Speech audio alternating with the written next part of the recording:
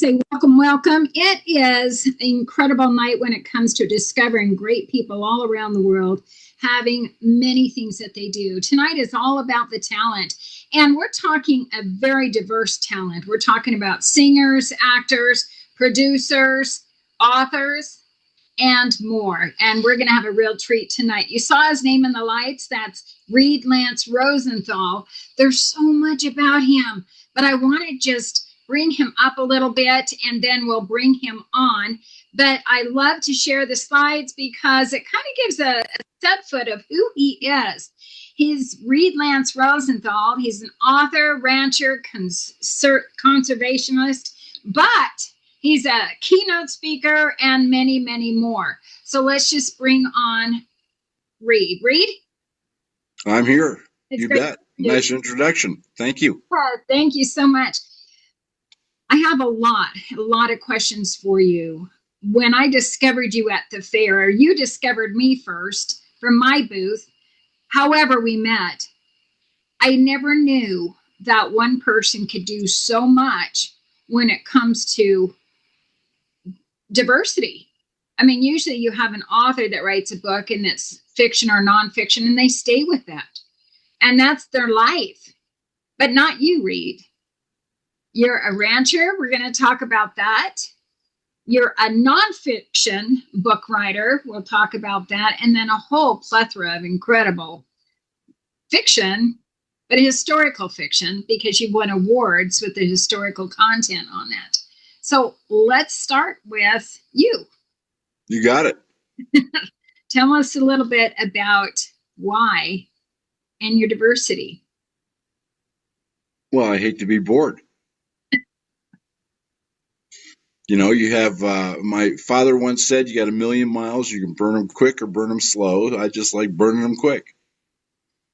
Well, I can definitely see that. Now, you have a history of ranches. I guess we'll have to take each topic. In your history of ranches, you are a 4-generational rancher. How did you get started with your own ranch, and how old were you? I was 18. Wow. Bought my first ranch in Colorado. Up near where I was raised, actually, outside of Fort Collins, which at that time was a tiny little sleepy burg, just a couple thousand kids at the university. And now it's something far different. I'll be kind and just leave it at that. Okay.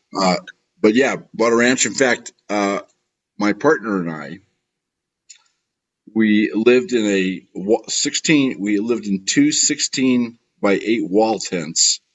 Wow. And it was quite mountainous, the ranch. Mm-hmm. So we had to build plywood platforms, you know, to level out for the tent. But for the first year, we basically ate potatoes, cooked off a wood stove. We had little wood stoves in each of the tents. And that's how we bought the ranch.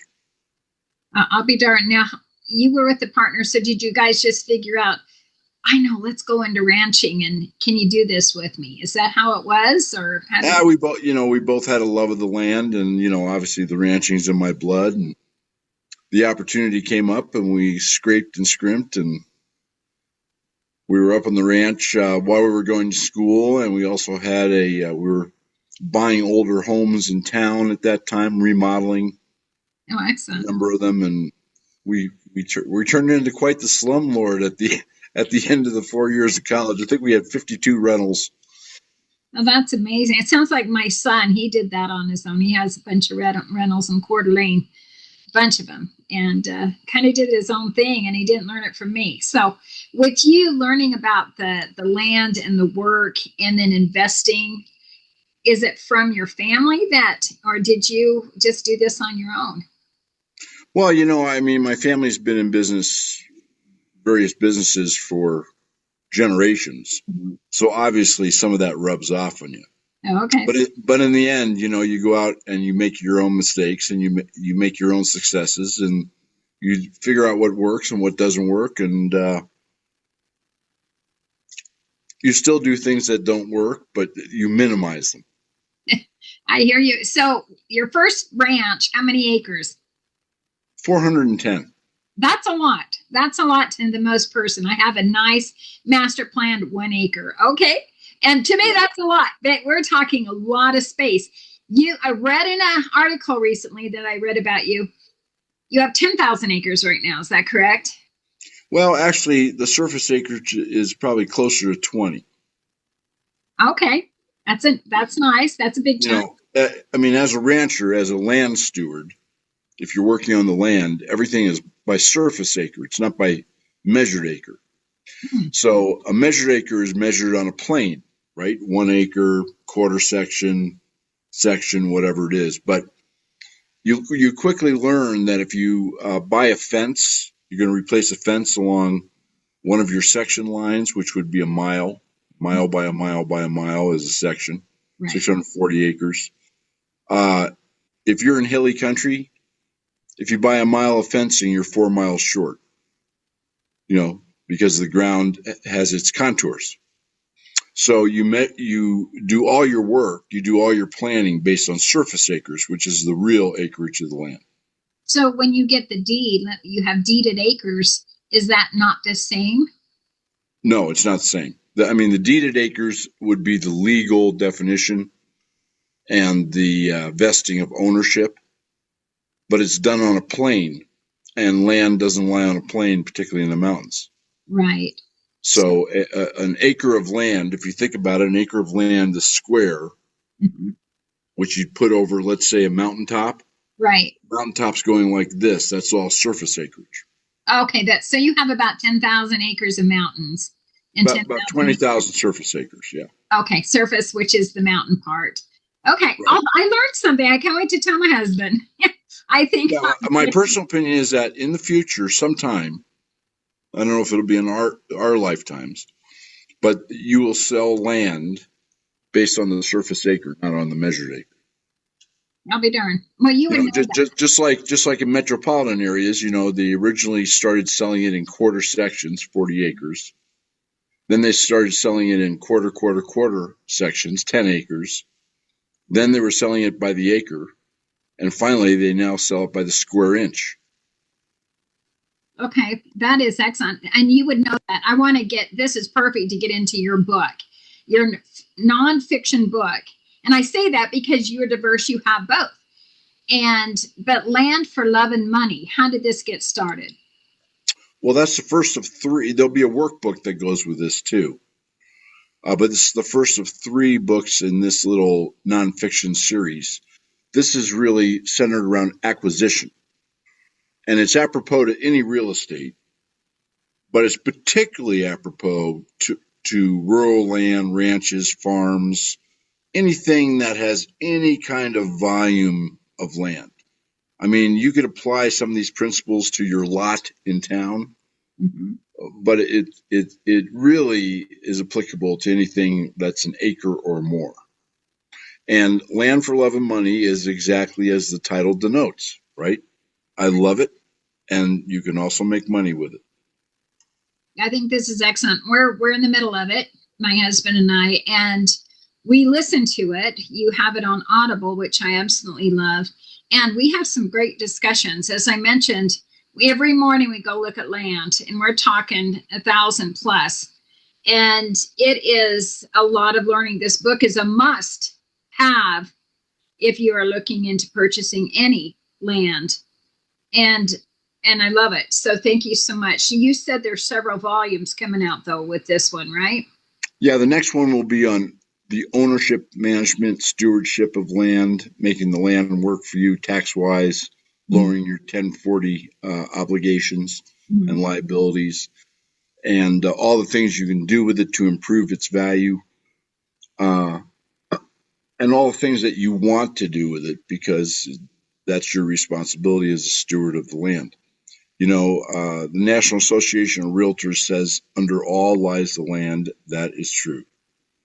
Even if somebody's listening to this podcast or reading this book, and they're in the 40th story of a building somewhere in some teeming, bustling metropolitan area, guess what? The foundation of that building sits on the land. Under all lies the land. And then the third installment of this series will be disposition. Oh, okay. And that is going to cover. That'll cover the sale of land, all the different ways to approach the sale of land, because there's a million ways to take an asset, a land related asset, ranch, farm, acre in town, whatever it is. And there's a million ways to maximize your profit and return on it. That is excellent. Now, if I don't know if you noticed, I tried to find what picture of you would look best with this book, and I think I found it. Good picture, good setup. Is that on your own property, that photo? Yes. Beautiful. Up on a mountain. Yeah, the top one is the bottom two are not. Okay. Actually, it would be the bottom several. Excellent. Well, that's excellent. We were at the fair. We met at the fair, so I have pictures that I took from your booth at the fair to share. So, how many fairs do you do or places that you go that people can come in person and meet you and purchase your book? Yeah, I mean, we call them book signing events, and I'll generally do 5 to 8 a year. 5 to 8? 5 to 8. Oh, okay. Because I know in the middle of this one, you jetted off from East Idaho to Ohio or something. Yeah, to Clay County in Iowa. That's Iowa's second largest fair. Yeah. Oh, okay. Excellent. And what was interesting enough, while we were there, I came to visit. There are people asking about your books. Can't wait for the next volume to get out. But before we go into the next series of books that you have, the fiction books, you have an excellent, beautiful display. I want everyone to take note. First class when it comes to the rustic feel from the skins. You teamed up with a beautiful furniture builder with the raw wood and artists.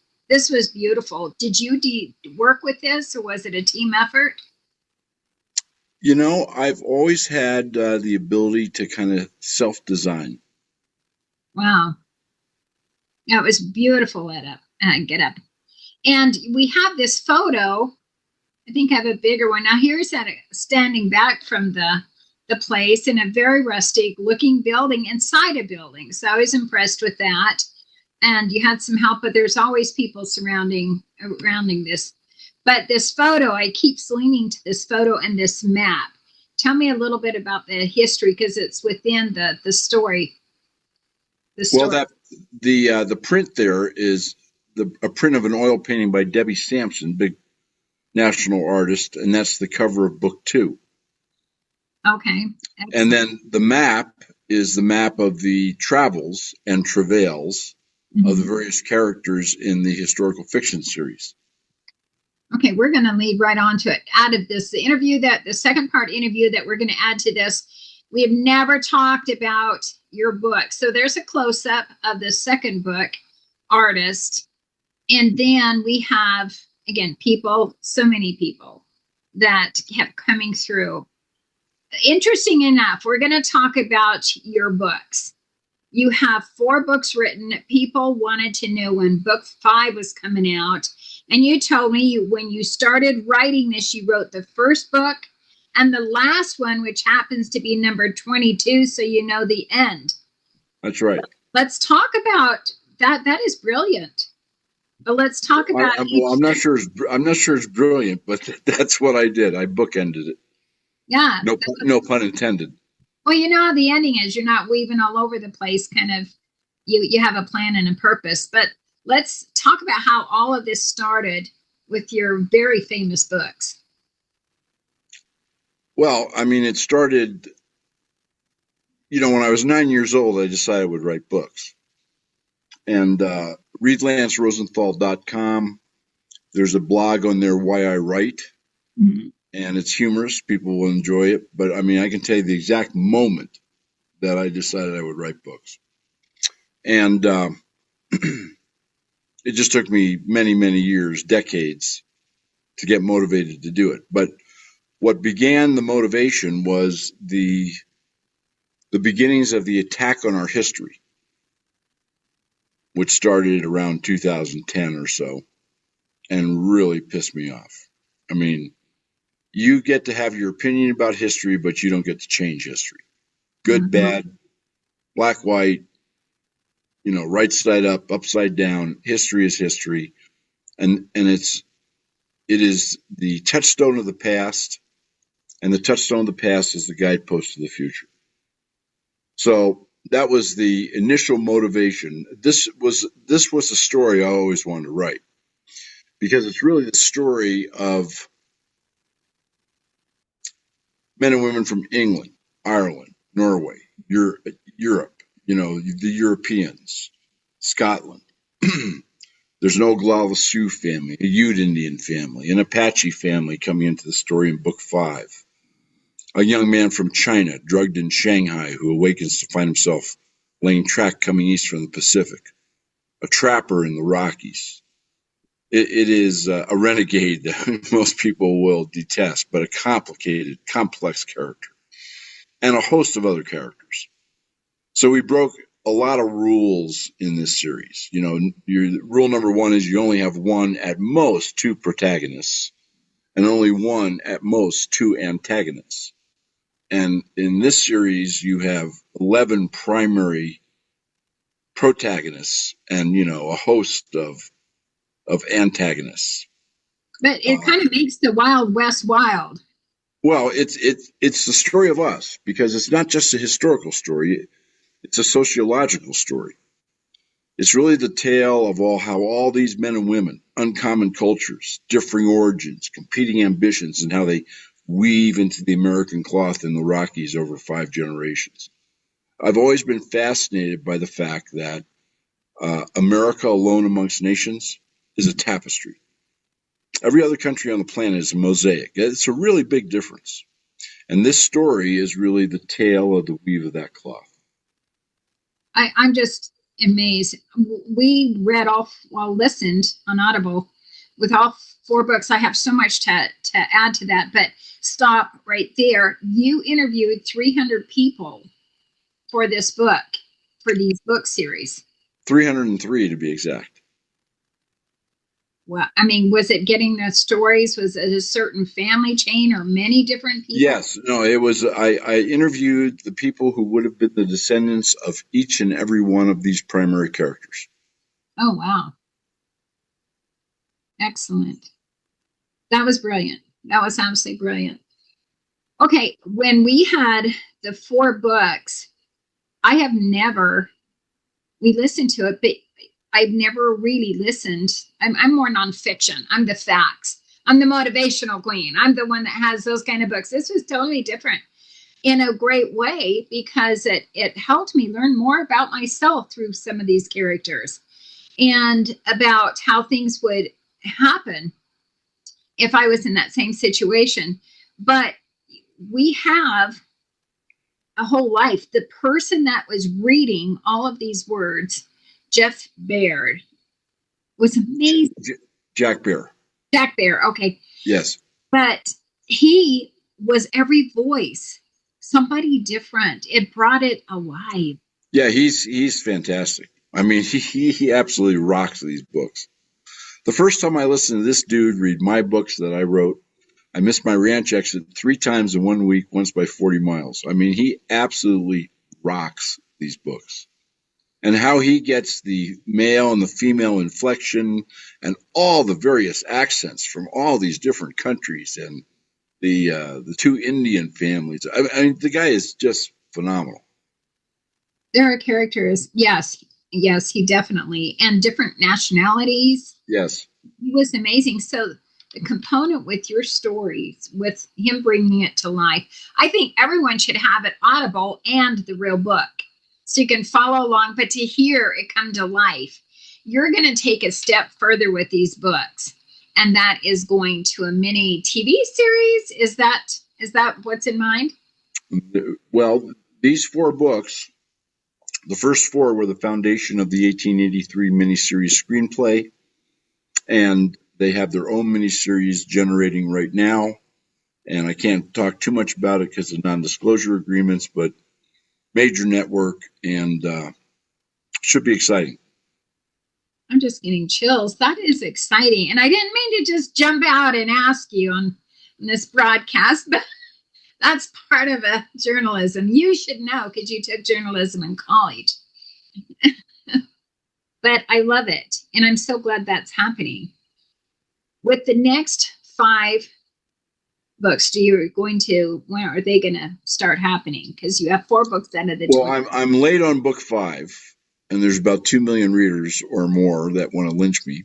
But fortunately, they have figured out that if they lynch me, then they won't see book 5. So it's kind of, it's kind of a threat and a life insurance policy all rolled into one. Mm-hmm. But I'm hoping to have 5 out early next year. 6 will be right on its tail. Book 5 is Footsteps. Book 6 is Blood of Glorietta Pass, the Civil War book that the first 6 books are arcing up into. Book 7, we're shooting January of 2027. That's Cache Valley. And then book 8, book 9, which is North to Wyoming, and so on and so forth. Oh, that is so excellent. Yeah, I'm impressed. I hate to even ask, do you have any other projects? Because this is an undertaking with everything from your ranching to your books. No, I spend my days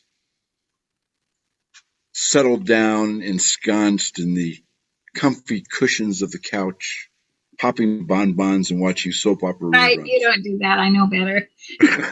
I know better. How many cattle do you have anyway? I know you have quite a bit. So, I like being busy. Okay. I like working on a multitude of projects, but my first 2 loves are the books and the ranch. That's excellent. It's good to. I kind of tend to be that same way, so I understand very clearly. This is a very special edition of your 4 books. Do you want to tell us about that? Yeah, this is the hardcover leather-bound edition, and they've been wildly successful. I mean, there were tens of thousands. First of all, the publisher is one of the best in the world at collector's books. Mm-hmm. So these books will never be printed again. That title will never be printed on that cover, which we call the copper cover, once they're sold out. And there's only 150 or so sets left in the United States, and that's 5 years early. All the rest of the books you'll be able to get in the copper cover so that you can have a complete set. Each one of these is signed on the inside cover, and it's certified, first edition, first printing. It's actually the only edition, only printing. And then the next set of hardcovers, which are called the chocolate covers, will be beautiful also. And you'll be able to get these 4 titles in those when they come out, which will probably not be until mid-year 2026. But they have kind of a dark brown leather with gold lettering. Oh, beautiful. Yeah. Absolutely beautiful. Well, I was very impressed with them. And I'm hoping you can tuck a set underneath the cabinet for me. I will get those. I wasn't able to at the fair. There's a lot of cost going into these fair booths. Oh, yeah. Well, anytime you do an event, what we call a book signing event, I mean, people have no idea what goes into the prep, the setup, the staffing, the whole 9 yards. I mean, there are times when literally we have 5 people in the booth, and people are lined up getting books signed, and we don't have enough people. I mean, literally, there's not enough people to be able to offer first-class service to every single person who walks up, which, of course, is, on the other hand, kind of nice. Yeah, it is nice for that. I know that everybody, when I was kind of standing in the back, who is this guy? How does this work? Everybody was so polite. You are just first class when it comes to making sure that everyone feels important. They have your attention, your time, and the little bit of time that you have. I was very impressed with that, Reid. Well, great. Thank you. Just wanted you to know that. And I'm just trying to think what slides I have left. I think that is it. I thought those are pretty cool pictures I took. so that we could really talk about what's your heart, and that's your ranching and your books. We have a second part that we're going to add to this one, but Reid, I just can't say enough about your time and effort in allowing me to learn more and let others know more about you. I already have a list of people I'm going to be sending this interview to as well. But great, thank you. So I love it. It's 9atnight.com for anybody that wants to go. We'll have this recording on there up in about a week. We've been regrouping this entire show. I have a show every weekday night with a different theme, and had to kind of put it on hold, just like you with your books. You just kind of put it on hold to rethink, regroup. And that's kind of how, interesting enough, I'm finding you getting back in your book 5, and I'm getting back on the 9 at Night. So I thought that was pretty good. Interesting. We're not alone. Well, my hat's off to you. Doing a show every night is a lot of work. I mean, I know from my radio show, it's a lot of work. Now let's talk about that. When do you do your radio show, and what is it about? Well, there's no set date. I try and get at least 1, sometimes 2 out a week. Okay. They're all recorded, so the AM stations around the country that carry it can carry it at any time. You know, they're evergreen shows. It's not like I'm talking about, Sally fell off the roof today. It's much bigger picture.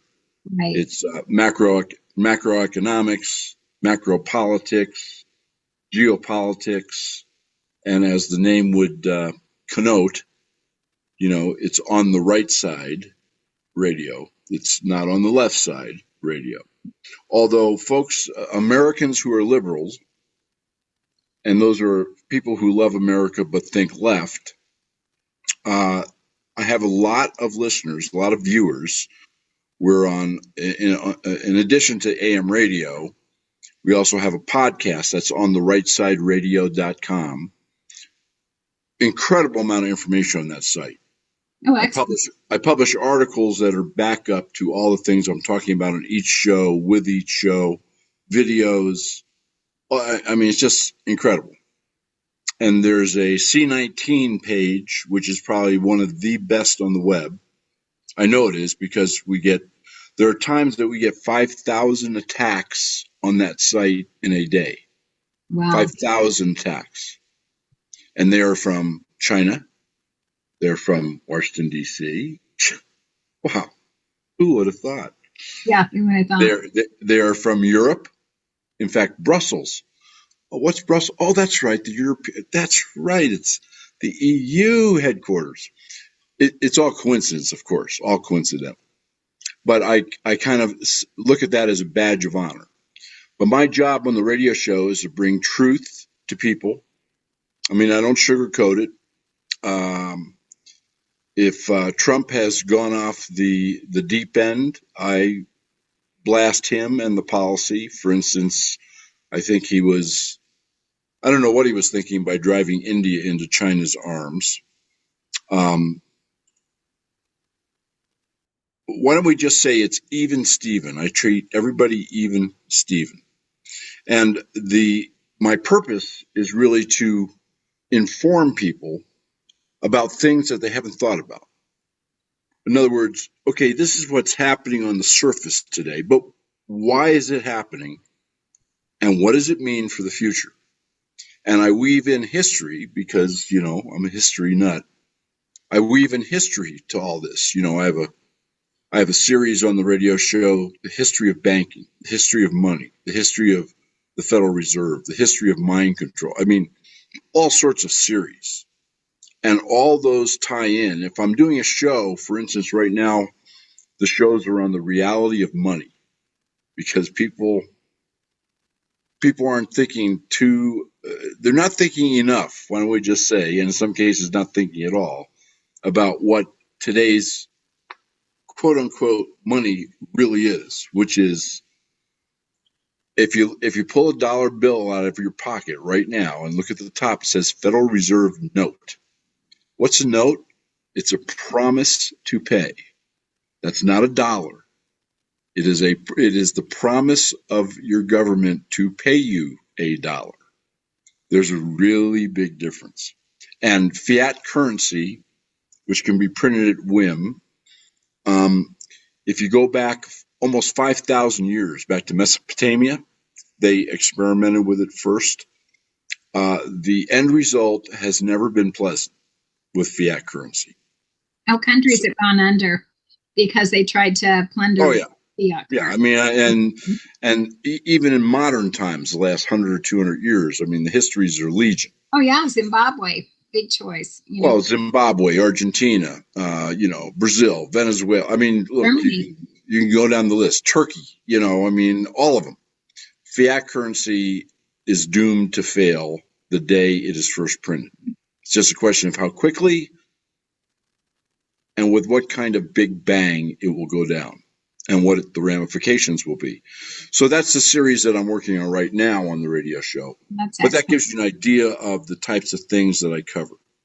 That's excellent. I do want you to meet a gentleman. I think we talked about that. We'll talk about that after this broadcast, because I think you two are just like brothers from different mothers, literally.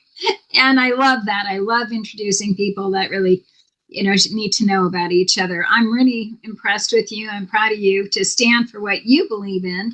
And a lot of people, they don't. They just sit on the wayside. And it's good that you're doing it not for anything except the facts that you found out. There is one other, if you ever heard of Brent Winterbull.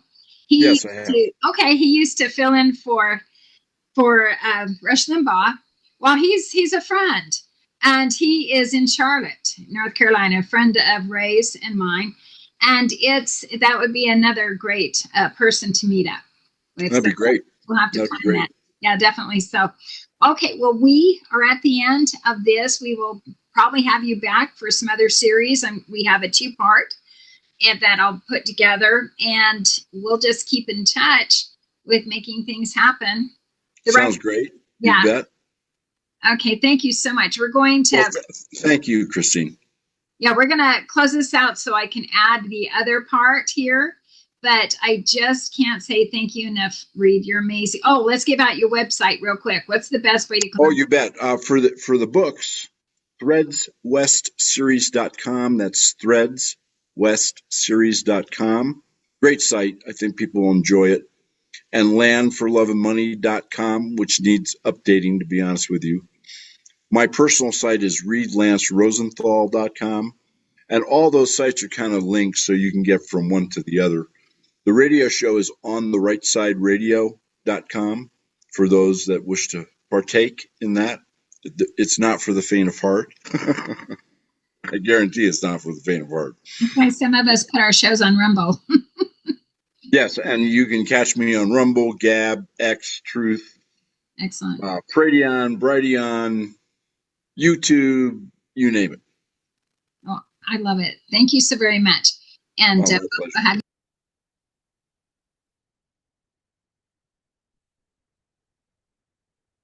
now we're going into part 2 with Reid Lance Rosenthal. We had 2 different interviews.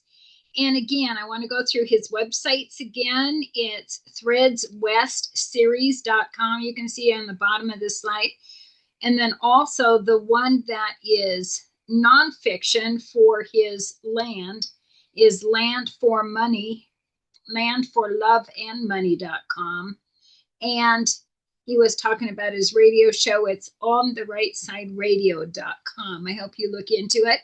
And now let's go to part 2.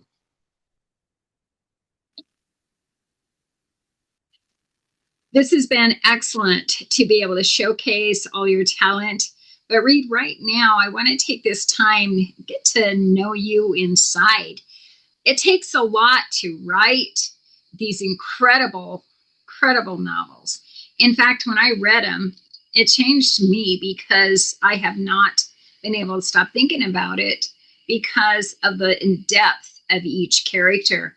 But we've been going to talk about those characters, and we'll talk about the book a little bit more. But right now, Reid, how, with everything that you do, you're a rancher, a realtor, you are a consultant when it comes to conservation, you have this gift of talent And then I saw you went to college and even had theater or journalism or something like that. I had theater, maybe it was not journalism, but why? Why the novels? Why everything? Is that, I'm just going to be quiet and you tell me. Well, you know, on the ranching side, I've always been drawn to the land. I mean, I'm fourth generation land and cattle. The land is really, the National Realtor Association has a great motto: under all lies the land. Very true. And the land has an energy which is part of universal energies, energies that flow from all things animate and inanimate, that can be tapped and channeled and sensed and directed, I think, my personal opinion, for both good and evil. I think the source of that energy is the land. And, you know, when I'm working on the ranch, yes, it's work, it's hard work. Yeah, at certain times of the year, it's like 24/7, never ends, but it's not work. I mean, none of it's work. I enjoy every minute of it. The same with the writing. I promised myself when I was 9 I would write books. If you go to readlancerosenthal.com and read the blog Why I Write, that'll give you the humorous story and tell you really it's the exact second I decided I would write books when I was 9 years old. It just took me decades to plant the toe of my boot up my butt and do it. And I write the books that I do because I love this country. I love this country's story. And I love this country's history, even the very dark stains on its pages. It's all part of what it is. You know, history is the touchstone of the past, and the touchstone of the past is the guidepost to the future, which, by the way, is why the touchstone is under attack. And I was motivated to write these books when the attack on our history began. I was always motivated to write books, but I was motivated really in this direction, although I'd been thinking about it for 30 years, when that attack on our history began. Because these novels, although they're novels, the characters are more real than fictional. You know, I interviewed 303 people who would have been the descendants of every single character in these books. And I have more interviews to do as new characters come into the tale. But these people all lived. Okay, there's no doubt in my mind that they lived. And there's no doubt in my mind that they live now. They live within whatever abstract mention that their portrayal in a novel represents. I'm a huge believer in universal energies. Second thing that always motivated me to write this story is I've always been fascinated by the fact that America, alone amongst nations, is a tapestry. Every other country on the planet, no exceptions, is a mosaic. It's a really big difference. And, you know, e pluribus unum, from many one. Despite the fact we are sometimes violent and it appears in some cases to be widening differences, we're still all Americans. In fact, if you look at the back jacket on the books, you'll see that phrase, we are all Americans. The good, the bad, the ugly, whatever race, creed, belief, religion, doesn't matter. We're all Americans. And this story that these novels weave is really our story. And it's really the weave of the cloth of that tapestry. It's really the tale of the weave of that cloth. So those are my motivations for writing the books. And the books, just like the ranching, it's not work. I mean, yeah, you tear your hair out and you fight with the publishers and you fight with the editors and yada, yada, yada, and all sorts of other nonsense. But none of it is work. I love writing. I love writing this story. I love these characters. And I love what they represent in the way they weave together to form the backbone of America. As far as go ahead. Yeah, as far as my radio stuff, that is pure love of country. Mm-hmm. I've never made a dime on the radio show or the video stuff that I do. This is all about informing my fellow Americans based on history, the rhyme and the repeat of history tied into current events. You know, I kind of consider myself a communications Paul Revere. Okay. Mm-hmm. I'm waving the flag yeah. of information, and that information should, I hope, at least instigate some alarm on the part of the listener or the viewer, because there are things that have to be done for the benefit of the country, the benefit of all Americans, and the personal benefit of listeners and viewers in terms of putting into place protections, which hopefully they will never use, but which would be wise given the state of the world and the country right now.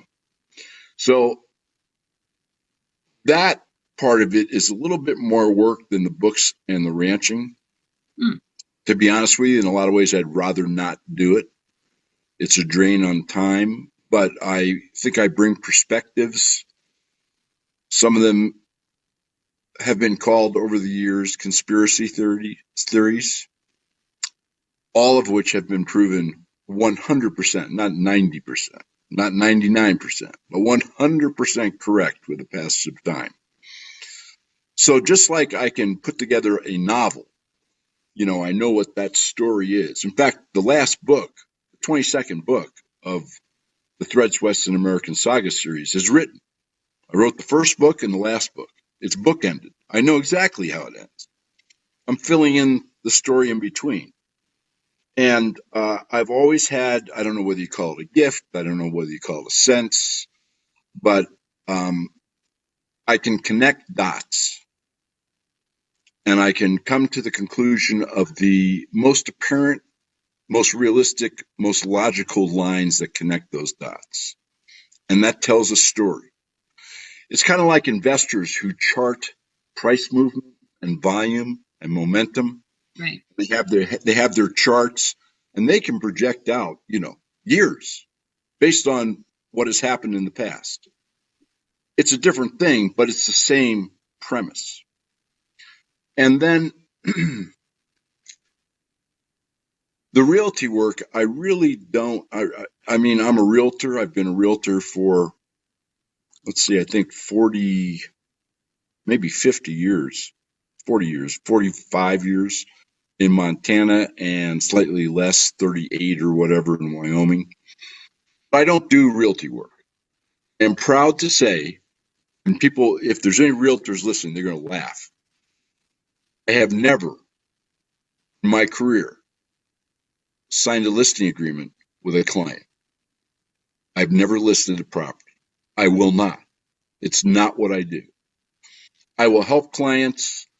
If people come to me and they are not somebody that I'm overly enthusiastic about for whatever reason, or they're working on a deal which doesn't interest me, I'll refer them out to great brokers within these areas who will do a fabulous job for them. I get a referral fee, and I'm there for consultation or whatever.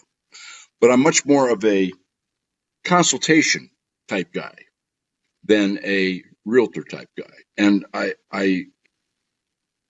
don't think I've dealt with, I mean, for my personal account, I've dealt with thousands, but for third parties, I don't think I've dealt with 10 houses in my career. Because radon and, you know, whether the refrigerator works and if the gutters are on right, I mean, I couldn't care less. I'm much more big picture type of thinker. And there's room for both types of thinkers, the detail person and the big thinkers. But that's really kind of my MO, which is one of the reasons the books are not standalone novels. It's a huge story, a huge saga. Well, the title itself, Threads, and one through, it just makes sense. It looks like, and I know what you're talking about, where through math, through the having the years come by, what they studied and stuff, how they can decipher what's going to happen in the future. I totally understand that. And that's why I'm very impressed. All your novels, there's up through book 4 that I have right now. And I want to ask you when that book 5 is, but I'm not right now, because I want to mention the fact that you lived every person in there. We talked about that a little bit. You dove right in and was that character you had to be to write what you did and how you did it. And that's what was spellbinding. Now, what do you have, like a hero writer that you follow in their footsteps when you were younger, or was it through your journalism classes? Who sparked to keep the torch going for you in the manner of how you write? Well, I mean, it was 4th grade when I decided I'd write books, right? Many decades ago. I would have to say the most inspiring authors to me are Leon Uris. Have you ever read him, by the way? No, but I'm writing him down. Yeah, Leon Uris. He was an historical fiction writer. He lived during World War II and wrote really in the World War II period. And his books are phenomenal. Exodus. Okay, I mean, you might have seen the movie. Exodus, Topaz, Mila 18, which is probably my favorite of his 13 novels. He was the master of the style of converging threads, which is almost never written today.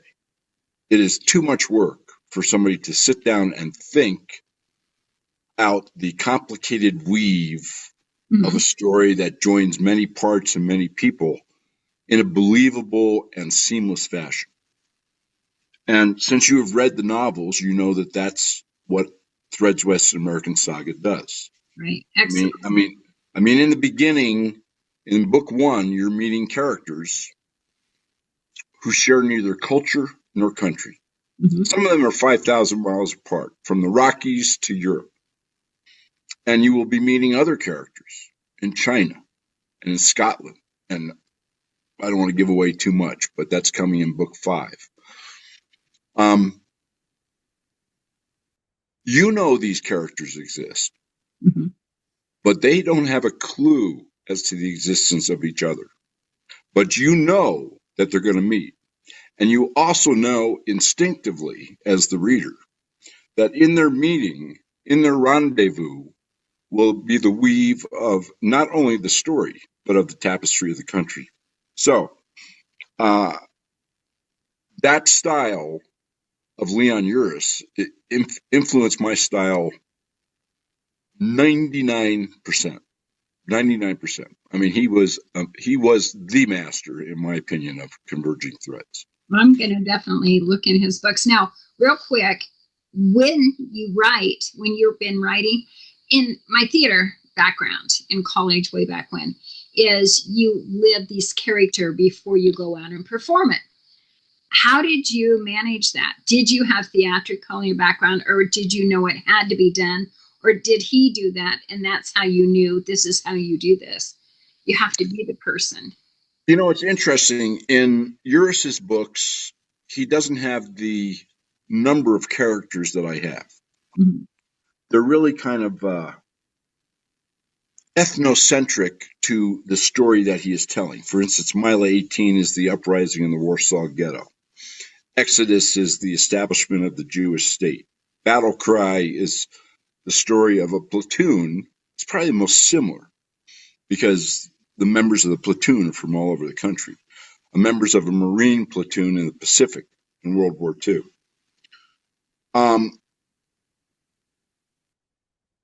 The converging thread style I've taken to a degree. Quite honestly, I haven't seen any other author or series or saga or novel do.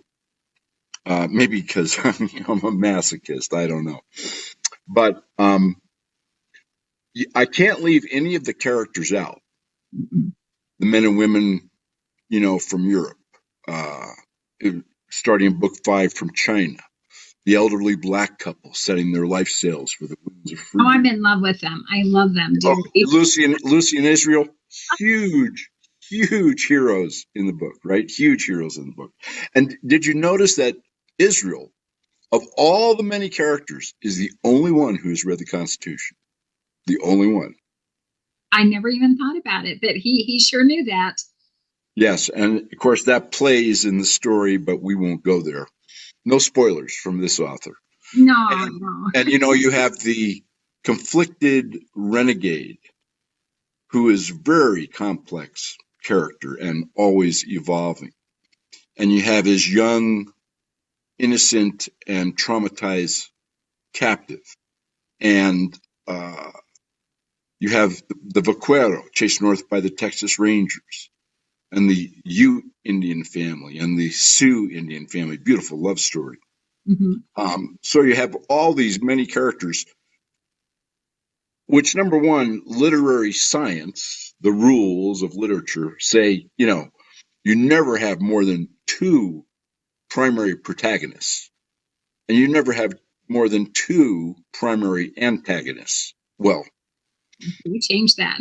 yeah, this saga kind of breaks all those rules. You broke a lot of rules. You're following 11 primary characters, Mhm. and there will be more. There will be more as the story evolves. I wonder if that's what's so appealing. I was standing there with you. We met at the fair, and I'm Yes. standing in your booth, and you have people coming up to ask about book 5, and they're just, it's like they were transcended into this world and they want to finish their life through your Yeah. book. Yeah. There's about a 2 million members of the cult of Where the Hell is Book 5. So Yeah. if I don't get it out soon, this could be one of my last interviews. Who knows, right? We don't want that to happen. Oh, real quick, it had me go back, and now we're kind of bopping around here, but I wanted to stop. You mentioned once that how you write your book, I think it was on an interview, I heard you, that you just have to totally lock yourself away and do it in Yes. that form. Yeah. I know a lot of authors and a number, obviously, of other number 1 national best-selling authors, and we've spoken about how they write. What's their regimen? And C.J. Box writes for 2 hours a day. He may write 2 words. He may write 2,500 words. That's it. When 9 o'clock or whatever time it is rolls around, he is done. Larry McMurtry, whom I only met several times, I can't say I was friendly with him, but I knew him and I was able to ask him some questions. He wrote 2,000 words a day. Sorry, 200 words a day. 200. That's it. When he was done with the 200 words, unlike most authors where it goes back and forth with editors and all this, it was done. It was ready for the book. It was absolutely ready for insert. But that's all he did. And when the 200 words were done, he was done for the day. Lucia St. Clair, terrific author. She has a little cabin on Chesapeake Bay. And she goes there and she does not leave. She even has food brought in. She does not leave until whatever book she's working on is done. And every author has their own regimen. Mine is spent cigarette butt hanging out of the mouth, unshaven, unkempt, same clothes as 5 days ago, coffee bubbling over on the stove behind me, and it's 24/7, nonstop until the book is done. Period. End of story. And that's a 2.5 month deal. The way I do it. Many authors write bits and pieces. They'll write a paragraph and they'll play with it and they'll edit. I can't do that. I will not write at one sitting less than a chapter. And I try and do 4 or 5 chapters at one sitting. And then I'll go back like a piece of clay and sculpt them sometimes 5 to 11 times on a chapter before they're ready to go to an editor to do the final polish and all that kind of stuff. So that's just my style. Well, I know interruptions are not good when you're creating. It's not good. So you have the wintertime coming up. Ranching, there is still ranching, but it's different in the winter where you have more time, right? Winter is the best time for me to write. Yes. Okay. Yeah. The reason is then it looks like there could be that book 5 by that next fair, so everyone will be very happy. Well, I'm hoping 5 and 6. Oh, wow. I kind of lost last winter. There was a Yellowstone. Really, it rivals Yellowstone. I mean, it's going to be the plot of one of the books. It's that friggin' great. You couldn't make it up. Oh, wow. A Yellowstone situation arose concerning the ranch that had to be handled, and kind of wild, but I did get the plot, I think probably of book 16 out of it. And I don't have to make anything up. It's like, all So right. it's real. It's real what happened then. Well, I can't go into what happened, Yeah. but why don't we just say it would rival anything the Duttons threw at the planet. How's that? Oh my gosh. Yeah. Well, It'll be a great book. that's intriguing. Okay, now we're going all over the place, but when you are writing and when you're done, do you take like a break and not do anything except nothing? So you have Yeah, I mean, that relief? I might go out for an hour and a half if something needs to be done on the ranch and just to get out of the house and get outside. But other than that, no, there's no break. And many times there's no sleep. I mean, there are times when I don't sleep for 4 days. I'm just writing. Well, I can see how disruptions would keep you from doing that. So everyone has their style, and it's really good to hear yours. I can see why you dive in deep, and then it's so thorough because you're living it that nonstop. So I can see that. I don't know if I told you this. So you have to cross a old railroad flat car bridge over a fairly major creek to get to the ranch house from the main road. And we're about a mile back in. Oh, wow. I have a gate on that bridge. And I had a friend in town blaze a sign, burned wood. Mm-hmm. And it says, writing, open gate, get shot. I love it. I love it. That's perfect. That makes sense. That absolutely makes sense. Now, with all that you do, if you could like put them in order, is there one you like better than the other, or do all three make up the whole of what you like best, what you enjoy most? Dealing with real estate consultation, conservation, the tax aspects of all that, which is complicated and very few experts in the country, including attorneys. God, I've seen so many screwed up deals. That's fascinating, and it keeps a portion of my mind active that otherwise would not be.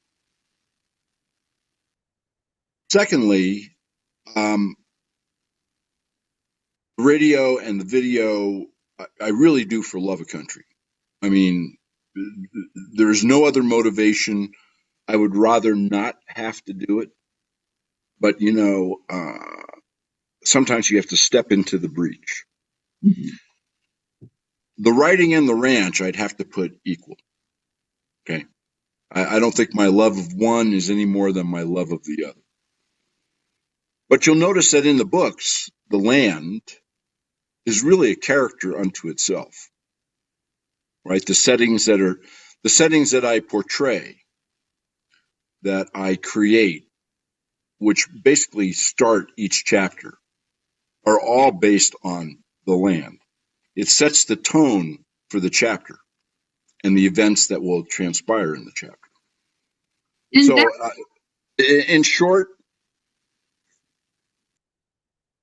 radio is least, real estate is great, but the writing and the ranching are phenomenal.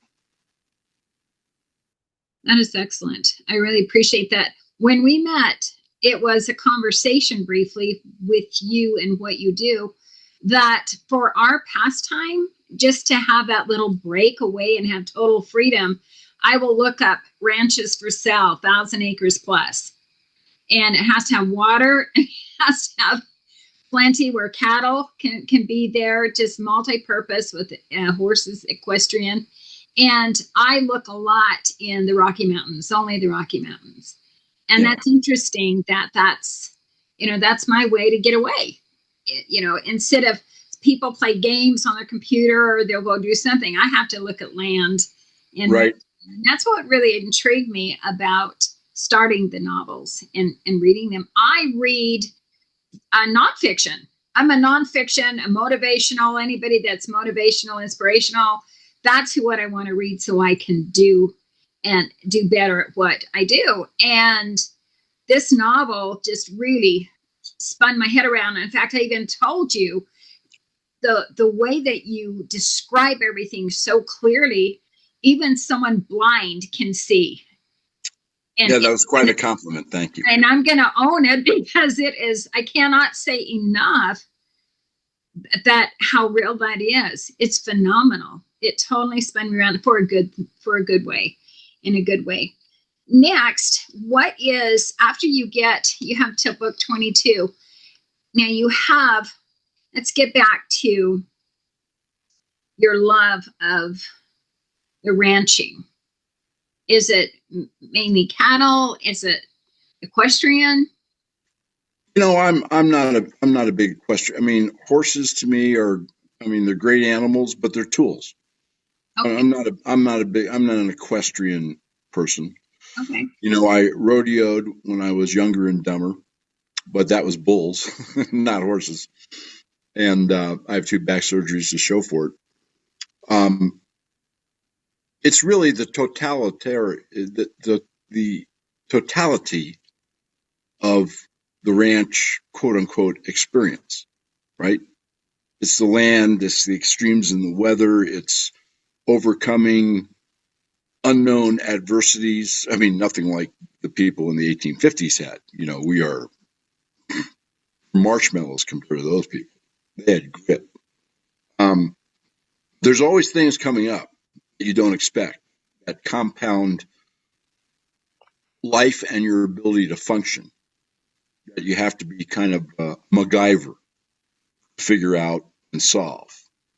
And so that's an ongoing challenge. Livestock is great, but I mean, livestock to me is really money. I mean, it's not, I don't name our yearlings, this one isn't Bob, this was Elsie, this is yearling number 392, and I can't wait to ship him off to wherever he's going. Okay.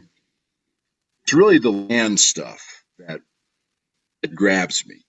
It's resource improvements. I mean, we've done hundreds of thousands of dollars of capital improvements here on the headquarters ranch in Wyoming. Construction of 7 reservoirs, which completely changed the complexion of the availability, the duration, and the delivery of irrigation water. Allowed us to expand our hay base. And since we're yearling operators, we get to sell hay. We don't have to feed during the winter. We're not a mother cow operation.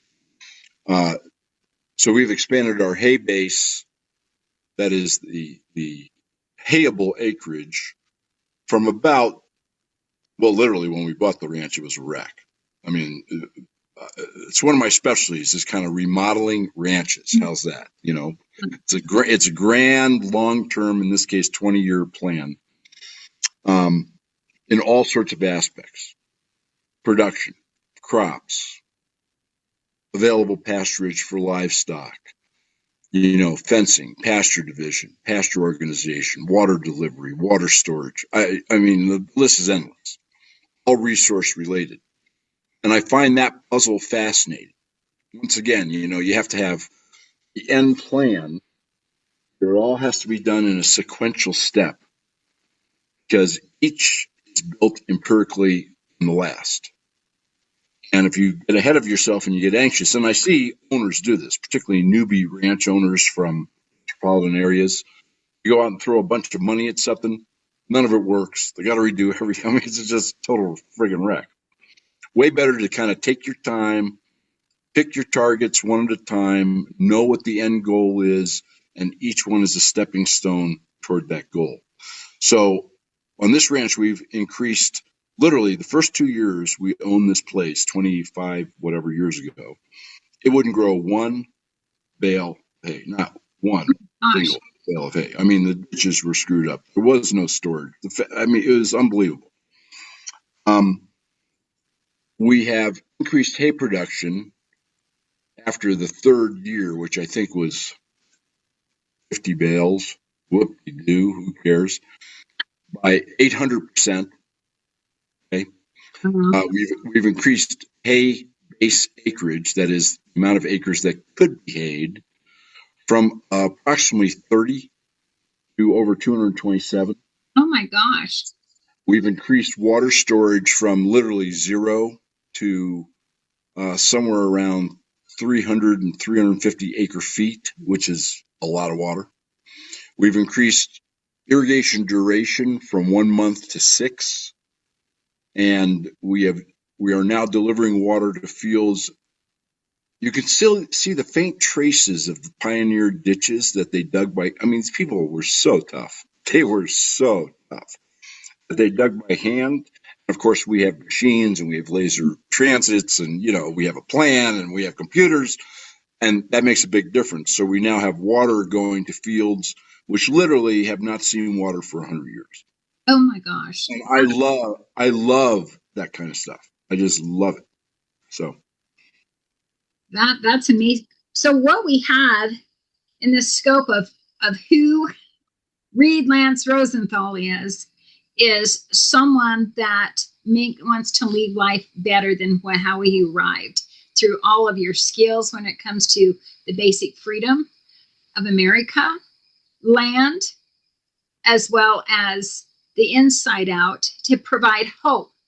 But have stories and novels of real people, everyone can relate to somebody, to where they get through it no matter what. And the ones that don't deserve it, they don't deserve it. And there's revenge that, yes, that happens, but hope, a determination,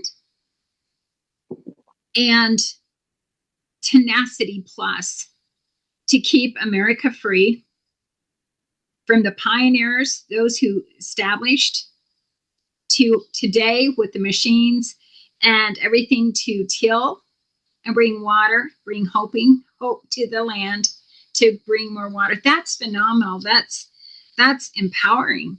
That's really empowering, Reid. I just want to say thank you for all that you do to make that huge difference. Well, you don't have to say thank you. It's just it's really about self-empowerment, and then that can translate out to whoever wants to grab onto its tail and hang on. Well, I want to say this interview, I really appreciate it. We had a 2-part series, and I'm glad that everyone got to know about your books and about your incredible talent. Everybody should be getting it. And we're ending up with who Reid really is and what he's doing. And I think we can all learn from this and start our chart. And it doesn't have to be fast, but anchor yourself into purpose to make that positive difference. So Reid, thank you so very much for being here. I'll be posting this all over the place. You are incredible. Thank you. Well, thanks so much. And folks are interested in getting the books. You can get them anywhere and everywhere. Amazon, Barnes & Noble, stores are often sold out, so they have to order for you.